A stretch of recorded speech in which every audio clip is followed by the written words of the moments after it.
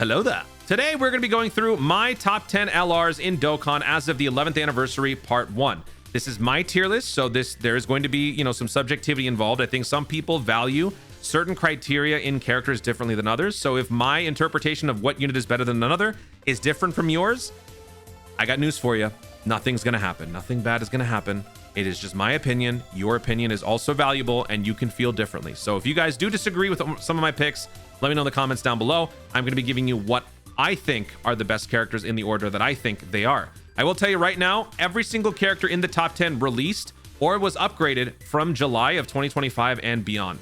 So that should, number one, tell you something. The newer characters have been pretty good lately.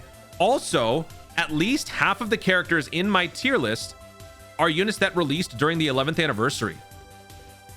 And we're only in part 1. So that should also tell you something. GDC and anniversary are the two most important times of the year. Occasionally, throughout the course of a year, you'll find the occasional diamond in the rough where a unit stands out and is really, really good, right? But in general, the odds are most well-aging, broken, top-tier characters will release during the two flagship celebration times, GDC and anniversary. We are currently in the 11th anniversary right here. And yeah, the next time that we'll get something like this, probably down here. Anyway, that being said, let's go ahead and jump in. And by the way, guys, just like I did last year when I did the GDC top 10 LR tier list, I am going to be dropping a bait pick in my top 10. This is done solely to expose the frauds who don't watch the video and skip all the way to the end just to look at the final screenshot. This is done to just expose them. They'll probably rage comment down below and then they'll be caught in 4K. But if you pay attention to what I'm saying, then you'll know when I do the bait pick and you'll know which character is the bait pick. All right, that being said, let's jump in. Number 1. Who is the number 1? You're probably expecting me to say Goma, right? It's not Goma. For me, it's Blue Goku. The reason why Blue Goku is number 1 and Goma is number 2 is because I think I value certain things a little bit differently. I think leader skill is a very important metric for a character's value as a number 1 or just in the top 10. And I think Goku edges out the Goma because of that. So let's go ahead and pull up Goma and Goku so we can kind of compare. Because in terms of their super attacks boosting defense, both do a similar thing where they boost up defense considerably. Goku's is only for 1 turn self-excluded, but it's 60% one time only. So it's not reliant inherently on additionals. Just one attack will do the trick. Whereas Goma has the ability to launch multiple supers, but you can provide team defense multiple times for 2 turns. So the impact in terms of range is higher, but in terms of scale is lower unless you have enough of a combo to get your defense boost for 2 turns up to 60. So you can kind of toss that up to either way. In terms of damage output, the Goma is far more impressive because of his ability to gain extra passive over time. One of the most underrated things and one of the most broken things about this unit is that he has a busted, broken, easy passive where he stacks. This doesn't require super attacking. You simply just have to exist and you gain and create, you just gain ridiculous stats. Even more so if you get lucky with the 50%. Damage reduction is great early on. I will mention though, on no dodge situations, on the turn 1, when you lose your damage reduction after receiving 3 hits, he can be vulnerable in certain situations. For example, when I was redoing the Tamagami 1 Red Zone Daima event stage 79, I actually found myself struggling on very rare occasions where this guy actually got killed because his damage reduction was low because he used up this and he only had this and there was no dodge. When there's no dodge, this guy can be vulnerable in very few spots. And in those situations, this guy is not as is not as vulnerable. When you eliminate dodge, first of all, his dodge can get up to 80%, which is broken. Way more broken than Goma. But then on top of that, he's got a backup 70% damage reduction. He doesn't have guard, but he's got 70% damage reduction. So in a situation where dodge is disabled, he's got 70% damage reduction always after, even after 3 hits, whereas this guy loses 66%. Team building, synergy, hero characters are generally more favorable because there are better, more hero characters. Leader skill, you've got 6 combinations for leader skills here versus the 2 from Goma, which is Demonic Power, Terrifying Conquerors. Demonic Power is basically just Gohan and Daima, right? Terrifying Conquerors, there are some, nice pieces here and there. But if we look here, Future Saga, Bond of Parent and Child, Future Saga, Final Trump card, Fuse Fighter, Bond of Parent and Child, Fuse Fighter, Final Trump card, and then these 2. 6 leader skills. So because of all of these different things and the flexibility of this unit in a rotation, I think Goku is better. Goku can switch to Vegeta, move to slot 3, do damage in slot 3. Because he doesn't stack defense, mainly because he doesn't need to, his only real reasoning for being in slot 1 is to protect the rotation and provide team defense. But if you need him to switch to just be an all-out damage dealer, he can do that. Whereas Goma sort of needs to be in slot 1 at all times. Because as long as he's in slot 1, then he is able to get the extra attack bump, he's able to get the extra additional possible super, things like that. So that also kind of limits Goma's mobility to an extent. So because of all these different things, I have Blue Goku at number 1, Goma at number 2. I'm sure a lot of people will disagree. That's totally fine. This is my reasoning for why I think the Blue Goku is better.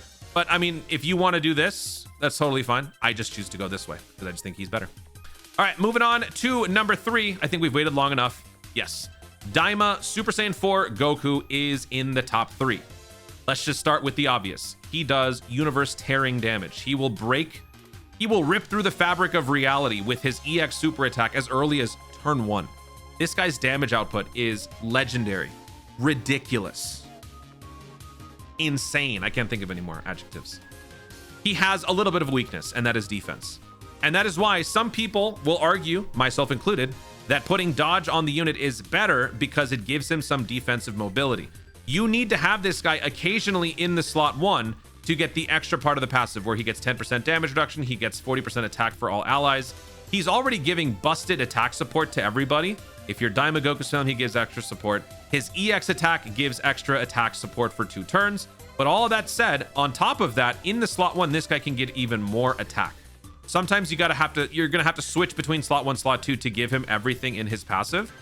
If you throw in some dodge, it helps compensate for the lack of defense compared to other slot 1 units. This guy has guard, this guy has some damage reduction, but not nearly as much as some of the other guys that are above him. So that is why I put this guy at number 3, because while his offense is ridiculous, he struggles a little bit in terms of defense. Leader skill wise, fantastic. Goku's family, top tier now. Battle of Fate, surprisingly robust with a lot of good pieces. Tons of leader skill potential and combinations. You've got 1, 2, 3, 1, 2, 3, 1, 2, 3, plus 3. That's 12 leader skill combinations. So this guy is very versatile. He's very strong. A little bit lacking on the defensive end. So we're putting him at number 3. He's like, I was gonna say he's like Luka Doncic. Luka Doncic doesn't play defense at all. He has a little bit of defense. James Harden? No, we're not doing this. The middle of the tier list is gonna get a little weird. I think some people will have some opinions about it. But as far as my number 4, I've got the Kai Fighters Goku at number 4. Kai Fighters Goku, the 8th anniversary LR Part 2, is a jack of all trades. Everything that he does, first of all, he does a lot, but what he does very well. First of all, he is a defensive stacker who still can carry some insane attack levels as he continues to build his defense. He can heal on the 12 key. He's got great critical hit ratio, so you don't have to worry about the crit part. You just focus on additionals and dodge. He's got guard for 7 turns. Over the course of those 7 turns, as you are building up your defense and maintaining a high regulated health stat line, you are going to be getting some pretty insane numbers to where once the guard wears off, also you have damage reduction for 1 turn, this guy's not going to be nearly as vulnerable as people might think. And the secret lies in what he can do right here. Not only is he stacking, not only is he healing through his super attack, not only is he doing a lot of damage, not only can he counter, and not only does he get stronger with all of this going on here, but he's got a surviving of a KO. He gets extra defense in crunch time. He gets extra dodge in crunch time, and he regularly heals you. This combination is broken. Let me pitch you an example. In slot 3, if you are having just 1 attack happening in slot 3, for example, like a Doomsday mechanic, this actually perfectly counters the Doomsday mechanic. What's an event? The Super Saiyan 4 Goku Dokkan event actually is one such scenario where the Goku will launch like an extinction level event at the end of the 2nd turn. If you throw this guy at the end, he will intercept the attack, and if he doesn't dodge or if he doesn't tank it on his own, he will guaranteed survive the KO attack. You'll have 1 health bar, 1 point of health. After the turn ends, you're ending the turn with 40% health or less. You automatically jump up to 60% every time. Every time. Now it's a one-time thing where he fully heals you. Before it used to be a one-time thing where it's a 59% heal, but now it's every time. That virtually makes you invincible in a lot of situations where this guy's in the slot 3. Also, on top of that, if you are in crunch time on a dime, the 80% dodge will kick in. So let's just say, for example, that Doomsday event happens, right? So you survive a KO attack but you've got 1 health. There's still another attack coming in. If that attack lands, you're dead. But guess what? Your 80% just kicked in. Also, your defense plus 259% also kicked in. So you're looking pretty good, right? This guy's great. This guy's great. After he loses guard, he is not an issue. And if you're really concerned, just move him to slot 3. Also, you're going to be giving him dodge because he's got more than enough critical. So additionals and dodge makes this guy a complete package. Goku Kai Fighters is one of the best characters in the game. Putting him at number 4 is the least we could do. It's only because there are more talented pieces above him that he's not higher. But he is so good. A number 4 is more than enough. Now for 5, 6, and 7, I feel like I'm going to lose a few people based on some of these points, but I still want to point it out. There are 3 characters that are vying for 5, 6, and 7. Let me point out which ones they are. This guy, and this guy. Both of the GDC GT characters, as well as the Bond of Master and Disciple Gohan. Let's just start by putting Gohan at number 5. The reason why he's at number 5 is because he hits incredibly hard. He has a great revival mechanic in terms of ease of use. His post-revival abilities are one of the best abilities in the game in terms of what you're able to do afterwards. Let me actually find it. So I feel like a lot of people probably wouldn't agree just because they haven't used the character too much. He dropped at a very inconvenient time. End of December, middle of December, you know, part of a monthly Dokkan festival cycle. Nobody really cares because they're kind of waiting for, you know, anniversary stuff coming up. Aside from the animations being Gogeta level, this guy can do a lot. So let me just review. Turn 1, he's covered. He's got damage reduction. He's got team attack. He's got high crit and all that stuff, plus guard. After that, when he is able to revive, when a character or an ally attacking the same turn gets KO'd, he can revive. So this can happen as easily as the following turn that he comes back. Revive conditions tend to take a little while. If they are able to be done right away, it's usually for a character that must die themselves. Characters that are able to revive turn 1 generally are units that need to be the ones that get killed. This guy works for everyone simply when he comes back. So that already makes him better. Then when he revives, I'm not even mentioning every single aspect of his kit, but when he then revives and he turns into Super Saiyan Trunks, hello, change. Oh, he did. I'm dumb. Okay.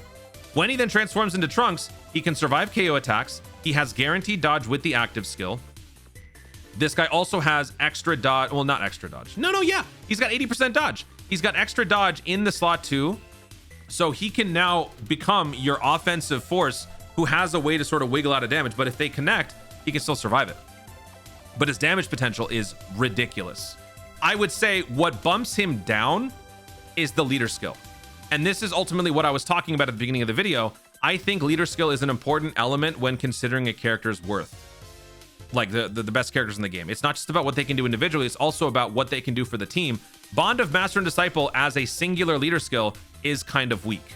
Yes, there are a lot of capable characters in the category, but this lack of flexibility on the team building side does make me kind of lose a little bit of points. So that's kind of why I could bump him here to number 5 and move one of these two up here, or I could even bump him down to 7 and have these two stay above. It's really interchangeable between these. So now let me talk about these two. The reason why I value these two so much and put them on par with this is because number 1, team building is better. For an extreme character to have a flexible team building setup, that's rare. We don't have too many characters that can do that sort of thing. Omega Shenron is able to provide some nice team building for extreme side with power absorption, inhuman deeds, and GT Boss. GT Boss is one of the best teams in the game in terms of synergy, in terms of damage output. He is the cornerstone of that franchise. He must be there for that team to be good, and he has been around since GDC, and he is back as of the 11th anniversary. This character can also lead this team to clear a lot of the extreme-based missions that you might be struggling on certain challenge events. This unit has the ability to debuff, regularly cancel enemy attacks. That is a very, very powerful asset to have once, let alone every single turn. This guy is able to provide team attack, team defense, team damage reduction. This guy can do it all. Great defense, great offense. Also can counter certain types of attacks. Which ones is it? The unarmed super attack where he shoves it in? Unarmed super attacks. He'll grind it in. 70% chance to grind it in. Guaranteed grind it in once your health is 70% or less. This has gotten me out of some very significant jams throughout the months leading into the 11th anniversary from GDC. And I will say, I probably didn't give this unit enough credit during my GDC tier list because I had him on the lower side. But since GDC, we have had a lot of missions, a lot of content that has been able to be much more doable because of what this guy can do for the extreme set. So that's why I value him so much. You could put the Super Saiyan 4 Gogeta above. I'm not really reviewing all of their feats because it should be well known at this point what they can do. This guy is one of the best units in the game, no question. But because of what this guy has been able to do for the content from GDC leading into the 11th anniversary, I kind of put him a little bit higher. Plus, there are not many villain characters that you can argue are best in the game. This guy, I think, deserves more flowers. I put this guy a little bit lower just because, only because of that. This guy works great with the Super Saiyan 4. Giant A power along with GT heroes vying for best teams in the game. Any one of these. So there you go. If you want to tell me that this guy should be up here, these two should be down, fine. If you want to do this, fine. If you want to do this, fine. Or you want to do that, fine. Or oops, this one. But I'm just going to leave it like this. Okay. 5, 6, and 7 are just kind of a mosh pit of randomness. But these guys definitely earn those spots. I know. I'm sorry. I love you so much, but you're number 8. That's not to say that you suck. You don't suck, all right? I love you. This is me talking to you directly. Mi amor. Super Saiyan 3 Vegeta, I love you so much. However, this is like the trademark ability that makes this guy the in my opinion, the best Daima character, because he immediately gives all superclass Daima units a chance at surviving. I know you're going to say Goma's better as a Daima unit. I don't think so. This is why my criteria varies. I think what this guy can do for the Daima category as a whole is the most broken thing ever. But outside of Daima, the impact that this guy provides is not at the same level. That being said, he still can provide a great amount of defense with that 4th turn bonus. He can also provide extra ki for 3 turns. He also provides extra defense through his EX attack, which is random. He doesn't need to have Daima characters in order to do all that. And he's a great damager in the slot 2, slot 3. So he is a good floater. He is a good assist unit on a rotation, but it's just not the same level of impact. That's all. That is my only reason why I would put this guy lower. In terms of leader skills, Vegeta's family, Daima. Daima is a very small category. Vegeta's family is a bigger category, but in terms of flexibility, team building, this doesn't provide as many options. So for all those different reasons, he just doesn't shine as much as these other ones outside of Daima. If this was a Daima tier list, I'd put him number 1. I know that would sound blasphemous for some of y'all, but I put him at number 1. And I've seen the conversations on my streams. I value Vegeta a lot because of that team aspect that other people don't, and that's totally fine. If you feel differently, that's fine. You can consume the game and interpret the game the way that you want. But for me, that matters. So that's why he's at number 8. Ladies and gentlemen, it is bait time. What I'm about to show you is not who I actually think is going to be the number 9. What I'm going to be showing you is the character that I'm putting here as a bait. The character that I think is number 9 is Golden Frieza Gogeta. The unit that I'm going to be putting here at number 9 is UI Goku.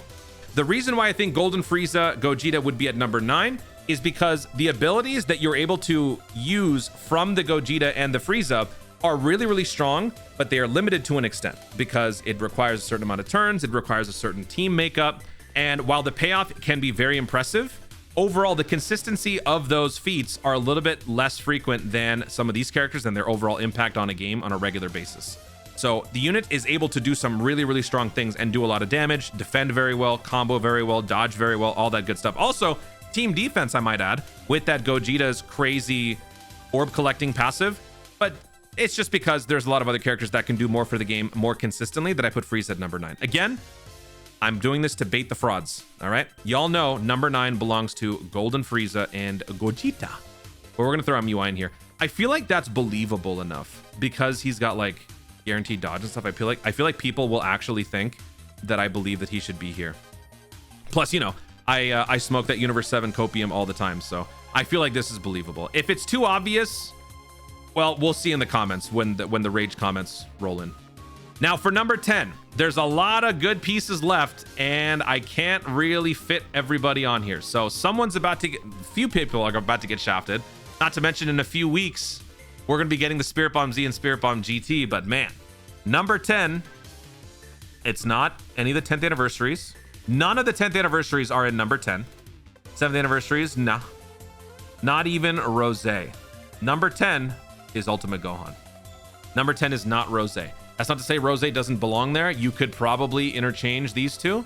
but I'm putting Gohan at number 10, not Rose, because Gohan has brought back, I feel like Gohan's EZA alone rejuvenized the hybrid Saiyans category, a category that has a lot of potential and a lot of pieces that are kind of just missing and lacking a leader to rally the troops. This guy obviously released after GDC, but he hasn't returned yet, so he's not been as obtainable as the Gohan.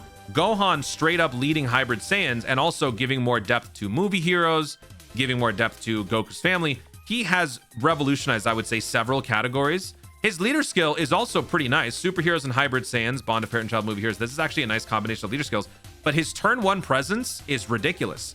And you know what? It took me some time to believe it, but he's better than Orange Piccolo. Orange Piccolo has inconsistencies and he is not as good as he needs to be, but Gohan, the bounce back was crazy. I think overall, us Dokkans as a society, I think we're okay with Gohan being better than Orange Piccolo, but it is kind of sad to see that this guy is like way better. He's got great offense immediately. Turn 1, he's got 24 ki, which means he's got a guaranteed crit, which means he's got 100% extra attack. He's launching a ton of attacks. He builds up his passive fully basically on the first turn. 40% damage reduction with permaguard. He gets more damage reduction when receiving a ki blast super. He can nullify and counter ki blast supers. His active skill is Destructo mode. This active skill deletes enemies. Deletes them, like straight up just removes them from your phone. That's how strong he is. That much offense and nice leader skill abilities and initial defense should not be denied. So that is why I am putting him at number 10 over the Rose. The Rose is still good. The characters that are not in the top 10 are still good. This just shows how much of a healthy place we are in as Dokkan, because the top 10 doesn't even encapsulate all the best characters in the game. There are a lot more. Future Saga is just sort of taking a bit of a backseat because there are other characters, other categories that are getting more shine, and that's all it is. Also, hybrid Saiyans, 2 of the characters in the top 10 are hybrid Saiyans. I love that. I love seeing that.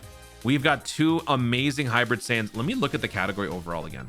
Because like, actually, how many solid hybrid Saiyans do we have now? 1, 2, 3, 4, 5. I would say Beast Gohan is back. Not that he really ever left. 6, this guy's not on the list, but he's still good. Gobros with a temporary buff has actually been really good. I like this Trunks. Yeah, hybrid Saiyans being good is good for the game. It's like the New York Knicks. If the Knicks do well and they're in the playoffs, it's good for the NBA. A big market team doing well and thriving is good for the league. Hybrid Saiyans is a big market team. When they thrive, the game thrives. When Gohan thrives, we all win. So there you go. That is my final list. Number 1, Blue Goku. Number 2, Goma. Number 3, Daima Super Saiyan 4. Number 4, Kai Fighters. Number 5, Omega Shenron. Number 6, Super Saiyan 4 Gogeta. Number 7, Future Gohan. Number 8, Super Saiyan 3 Vegeta. Number 9, number 10, Ultimate Gohan. You guys know who, you know what's going on here.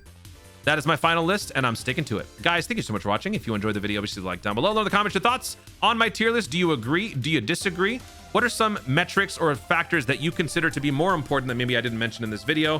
Which of my picks seems the most egregious to you? Which one of my picks seems the most sensible to you? Did I make any good points that you didn't think about? Let me know in the comments down below. Also, be sure to subscribe for more dope content in the future and click the notification bell so that you'll let you know you're going to see more myself doing. Thanks again. Stay tuned, and always remember to Dokkan responsibly.